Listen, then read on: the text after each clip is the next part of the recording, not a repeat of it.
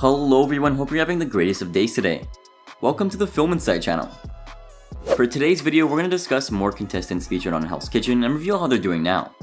So, sit back, relax, and without further ado, let's get right into the content, guys. Sabrina Gresset. Contestant Sabrina Gresset appeared in the 6th season of the show and managed to get pretty far. Coming into the competition as a very confident chef, Gresset was quite likable and didn't have any problems getting along with the other cooks.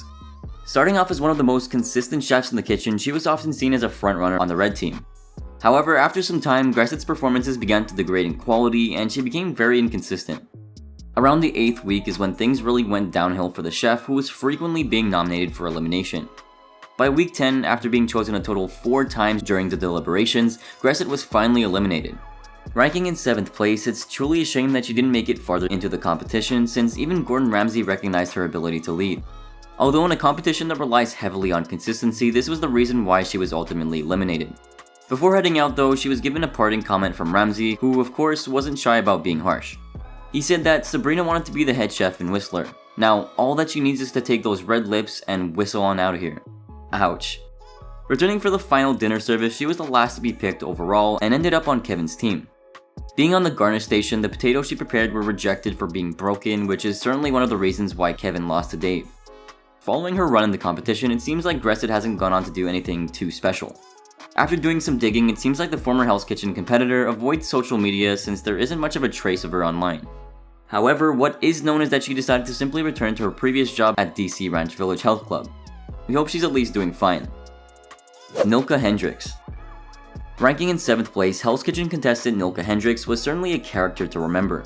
Starting off as an extremely solid chef, Hendrix quickly became a frontrunner on the red team for her undeniable talent. Not only was she a consistent performer, but she was filled to the brim with passion for the culinary arts. On top of this, her services frequently ranked high in quality, but this would change abruptly later on into the competition. In her infamous final service, she had a complete meltdown which led to her being eliminated mid-service. This makes her the 5th person to be kicked from Hell's Kitchen without being nominated during the deliberations. Furthermore, even though she would normally be calm and collected, she displayed moments of rudeness, especially towards people like Fran, Benjamin, and Scott. Despite this, she mostly got along with everyone, but was closest to a contestant named Holly Ugold. As usual, before heading out of the competition, Hendrix received a parting comment from Gordon Ramsay. He made a quick remark and said that now only the best chefs remain. Nilka was clearly out of her depth. Coming back for the final dinner service to compete alongside her friend / the finalist Holly Ugold, she brought her to victory despite causing some issues at her station. Following her run in the competition, she went on to become the executive chef at Retro Lounge and Grill in Freeport, New York. Eventually, she decided to open up a catering company of her own, which she called Chefin' It Up Catering. Unlike the previous contestant, you can at least find Hendrix on Instagram, where she gives her followers a peek into her life. It seems like she very recently opened up another company called Loose Lips Eatery, which offers private dining experiences. Seems like she's doing well for herself, and we're really happy about that. Vinny Accardi. Competing in the 8th season of the show, Vinny Accardi became a fan favorite due to the fact that he was very handsome. Aside from having luscious hair and an iconic accent, he was shown to be someone who can hold his own with the rest of the team. He never backed down when it came to arguments, but these were rather infrequent since Accardi was generally friendly. From the get-go, this good-looking cook was one of the strongest and most consistent chefs in the competition. Becoming a frontrunner early on, this gradually changed as Accardi surprisingly began to make off-the-wall mistakes. Going into a complete downward spiral, he was nominated for the 3rd time on the 10th week and was booted from the competition. Ranking in 7th place, Accardi was disappointingly eliminated before he could make it to the Black Jackets phase. Viewers weren't the only ones who were disappointed though, since Accardi dubbed this as the worst day of his life. Before leaving the competition, Gordon Ramsay had some interesting things to say about his elimination. He said that when the competition first started, I thought Vinny was the one to beat, but after tonight's dismal performance, he's now the one to go home.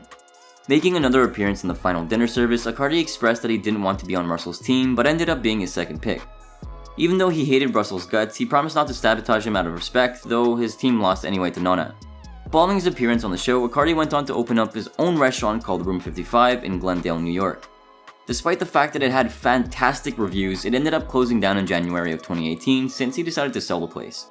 Aside from being on Hell's Kitchen, Accardi also appeared on CNBC's Restaurant Startup with Trev. There, he pitched a steakhouse concept called 55 Steak and managed to win their episode with ease. To this very day, he seems to work as an executive chef at Tam O'Shanter Country Club, which has pretty good reviews. Accardi also has an Instagram you can check out where he posts about his life and the delicious food he cooks. The only downside is that he hasn't posted in months, but we assume it's because he's just busy. It's awesome to see him doing so well. Elizabeth Bianchi. Appearing in the 9th season of the show, Elizabeth Bianchi could be compared to a ghost for her lack of presence. Regarded as someone who was quiet and reserved, Bianchi was barely ever seen at all throughout the competition. Whenever a contestant would acknowledge her existence, they would notice how clumsy and scatterbrained she was. Best or worst of all, she'd get extremely flustered when things got tough and would apologize profusely about her mistakes. However, most infamously, she was lacking in leadership qualities and didn't seem to know what she was doing. Despite this, she would be quite consistent, which is why she managed to get so far without any nominations. However, nearing the end of her run, she had a string of poor challenges and a rough final service, which led to her elimination. Being chosen during the deliberations on the 12th week, this was Bianchi's first and only nomination. Getting some praise from Gordon Ramsay on her way out, he pointed out that he sees a bright future for her and that she should keep at it. Additionally, he expressed that tonight was all about charity in Hell's Kitchen, and after watching Elizabeth's performance, I'm ready to donate her jacket to a worthy cause. That comment must have stung. Anyway, coming back in the 16th episode to help with the final dinner service, she was chosen to be on Paul's team. While she did make some mistakes at her station, Bianchi still managed to bring her leader to victory. Following her decent run in the competition, she's done some really interesting things that you might not have expected. Starting off with the less intriguing stuff, she decided to continue cooking and became a chef at the Union League Club for a while. However, Bianchi eventually moved on to being a culinary specialist at Tapas Inc. and still works there to this day. Now, onto the juicy stuff. The last thing you'd expect out of this terribly awkward contestant is to professionally act, but she did exactly that. Making some small appearances in shows like Law & Order, Sex and the City, and The Sopranos, who would have expected her to do such a thing? Merrel. For our last entry, we're going to cover a contestant that appeared in the 10th season of Hell's Kitchen named Merrel. Being one of the funniest cooks of his season, he would often lighten the mood with his jokes and impressions. Having tons of confidence, being extremely passionate, and having a wonderful palate made him a very valuable chef. Starting things off pretty average, he went on to become one of the strongest chefs on the blue team. However, as the competition progressed, he was shown to be rather inconsistent and was even accused by Gordon Ramsay of not taking the competition seriously. After several weeks and 3 nominations, Merrel was finally eliminated, ending things off in 7th place. Receiving a parting comment from Ramsay, he said that Brian had a lot of energy and was a funny guy. But after tonight's performance, I wasn't laughing, and that's why he has to leave Hell's Kitchen. Following his appearance on the show, he returned to his job as a personal chef and continues to do very well. Opening his first restaurant back in November of 2019, he called it Papa Willie's Barbecue, which has great reviews. Well guys, that'll sadly be all for today's video here on the channel. I really do hope you enjoyed, and if you did, be sure to drop a massive like down below and comment your thoughts. If you have any contestants that you want us to cover, let us know as well. Before you head out, make sure to subscribe and turn on those sweet bell notifications to get instant access to our content when it comes out. Thank you so much for watching guys, and I really do hope you have a great day. See you in the next video guys.